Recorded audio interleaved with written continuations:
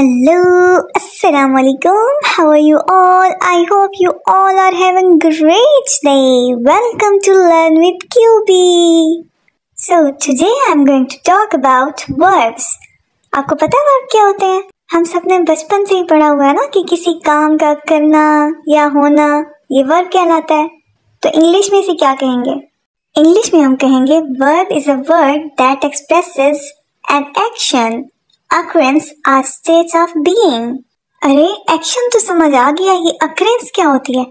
कभी आपने occurrence का नाम नहीं सुना? कोई occurrence होता है कोई भी वाक्या, ठीक है? अच्छा, और state of being मतलब किसी काम का होना. मतलब verb एक ऐसा लफ्ज है जो क्या बयान करता है? किसी काम, कोई भी एक्शन, कोई भी काम, कोई भी वाक्या या किसी काम का होना. सिंपल. फॉर एग्जाम्पल, मैं आपको पढ़ा रही हूँ, मैं भी तो काम कर रही हूँ ना, पढ़ाना भी तो एक काम है. आप क्या कर रहे हैं? आप मेरी वीडियो देख रहे हैं, ये भी एक काम है. मतलब उठना, बैठना, खाना पीना, हंसना, रोना, जागना, खेलना, ये सारा का सारा क्या है? ये वर्ब है. आप किसी से मोहब्बत करते हैं या आप किसी से नफरत करते हैं, ये भी एक वर्ब है. ठीक है ना? चले अब इंग्लिश में क्या कहेंगे?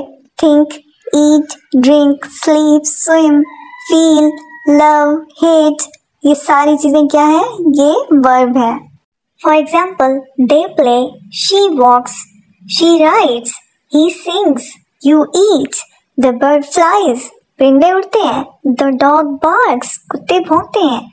तो इस तरह के जो सेंटेंसेस हैं जिसमें किसी भी काम का करना या होना दिखाया गया, वो क्या है? वो वर्ब है. Let's discuss about types of verb. First one is action verb. अब ये एक्शन वर्ब क्या होते हैं? एक्शन वर्ब डिस्क्राइब्स फिजिकल और मेंटल एक्शन. ये जो एक्शन वर्ब्स हैं ये एक तरह से हमारे लिए जासूसी करते हैं. इनके थ्रू ही हमें पता चलता है कि कौन क्या काम कर रहा है. अब जैसे I run, he jumps, you eat, I think, she rides. ठीक है, इसमें अब ये run, jump, eat, think, ride, sing, drink, ये इस टाइप के सारे ये क्या है? ये एक्शन वर्ब्स हैं. Next one is helping verb. ये तो आपको नाम से पता चल रहा होगा ना कि ये हेल्प करते हैं. ठीक है, helping verb is a verb that work together with main verb to give more meaning to the sentence. They are also called auxiliary verb. Maybe आपने कहीं पढ़ा हो या सुना हो इसका नाम. It helps to form different tenses, mood और aspects. Helping verb help convey information about time and manner of the action. ठीक है, समझ आ रहा है ना? आई एम अ टीचर, इसमें एम हेल्पिंग वर्ब है. यू आर अ स्टूडेंट, इसमें क्या हेल्पिंग वर्ब है? इसमें आर हेल्पिंग वर्ब है. Okay. I have been waiting for an hour, इसमें हैव बीन हेल्पिंग वर्ब है. और I will go to the grocery store this evening, इसमें क्या हेल्पिंग वर्ब है? इसमें विल हेल्पिंग वर्ब है. अच्छा, इनके एग्जाम्पल्स क्या होंगी? बी की क्या फॉर्म होती है? Is, am, are, was, were, been और बीइंग. ठीक है. फिर होगा टू हैव, हैज, हैड. फिर होगा डू की क्या होती है फॉर्म? Do, does, did. ठीक है, ये सारी चीजें आ जाएंगी. ये एग्जाम्पल्स हैं किसकी? हेल्पिंग वर्ब की. Got it? Next type is linking verb. इसके तो नाम से ही पता चल रहा है ना कि इसका काम क्या है. इसका काम क्या है? लिंक करना. ठीक है, अब ये क्या करेगा? Linking verb are the verbs that link the subject to a complement which can be a noun, adjective or pronoun. For example, I am a teacher. अब इसमें क्या है? am है linking verb. She is a doctor. अब इसमें क्या होगा? इसमें is होगा. He is sad. इसमें भी is होगा linking verb. They are happy. अब इसमें are होगा linking verb. You look tired. इसमें look होगा linking verb. ठीक है. नेक्स्ट होगा the coffee tastes bitter. अब इसमें taste जो है वो है linking verb. Got it? Next है जी मॉडल वर्ब. ये तो आपको बताने की ज़रूरत भी नहीं है, इस पे मैं पूरी की पूरी वीडियो बना चुकी हूँ, लेकिन इसे थोड़ा सा ओवरव्यू दे देती हूँ. आपको याद तो होगा ना जो कैन, कुड, मे, माइट वाला था, जिसमें क्या था? Ability, permission, possibility. याद है या भूल गए हैं? अगर आप भूल गए हैं या आपने अभी नहीं देखा तो आप मेरी वीडियो देख सकते हैं मॉडल वर्ब्स के ऊपर. ओके. अच्छा, जो हमने सबसे पहले एक्शन वर्ब पढ़ा था उसकी भी टाइप्स हैं. कौन सी है? एक है जी ट्रांजिटिव वर्ब. ट्रांजिटिव वर्ब क्या होता है?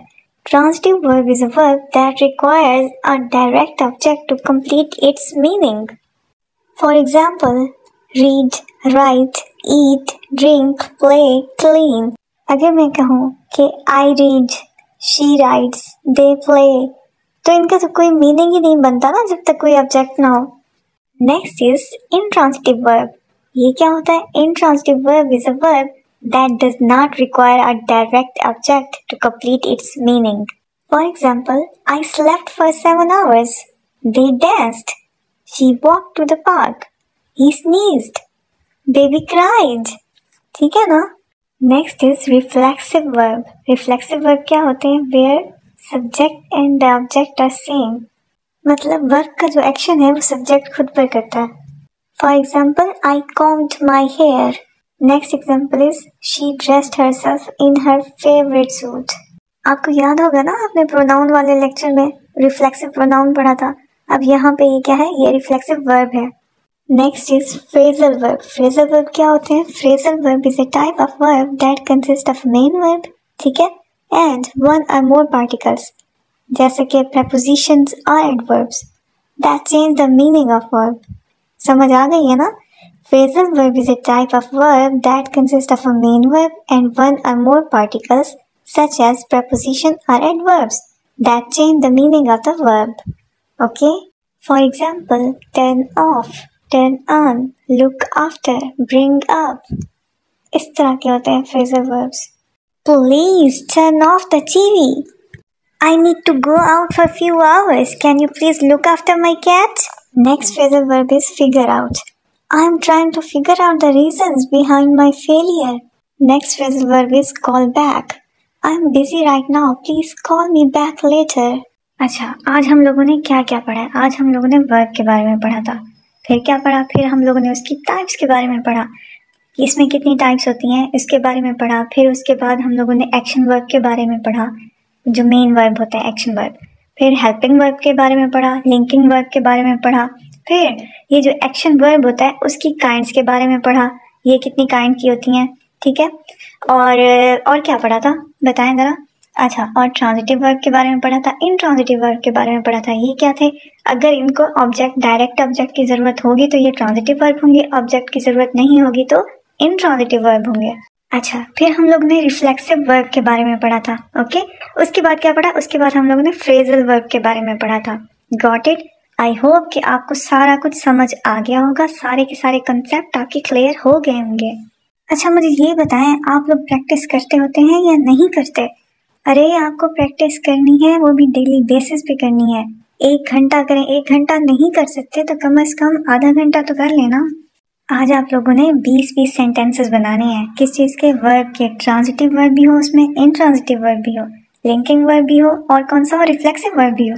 मीन्स सारी जितनी भी टाइप्स है ना वर्ब की, वो सारी की सारी उन सेंटेंसेस में यूज हो रही हो। इस तरह प्रैक्टिस करने से आपको डिफरेंस पता चल जाएगा, ठीक है, कि ये ट्रांजिटिव वर्ब है, ये इंट्रांजिटिव वर्ब है, ये रिफ्लेक्सिव वर्ब है, ये हेल्पिंग वर्ब है। हेल्पिंग वर्ब का दूसरा नाम क्या था? ऑक्सिलरी वर्ब, ठीक है ना। सारा कुछ इंशाल्लाह आपको समझ आ जाएगा। आपने बस हिम्मत नहीं हारनी, परेशान नहीं होना और प्रैक्टिस करनी है।